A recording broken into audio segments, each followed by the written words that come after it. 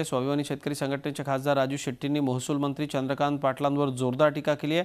स्वामीनाथन कोण होता हे समजण्याकरता चंद्रकांत पाटलांची परीक्षा घ्यायला हवी अशी बोचरी टीका राजू शेट्टींनी केली आहे। जो विषय आज देश पातळीवर चालू आहे, ज्याच्याबद्दल शेतकरी आक्रोश करतायत, तोच विषय जर महाराष्ट्रातल्या क्रमांक 2च्या मंत्र्याला माहिती नसेल तर ह्याला दुर्दैवाशिवाय दुसरं काय म्हणणार मी।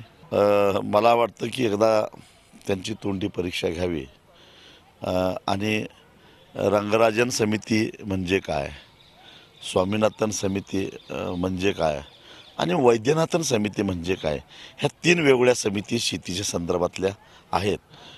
हे वैद्यनाथन कोण होते, स्वामीनाथन कोण होते आणि रंगनाथन कोण होते, याच्याबद्दलचा खुलासा किंवा त्यांचं ज्ञान तपासावं असं मला वाटतं। झी 24 तास रहा एक पाऊल पुढे।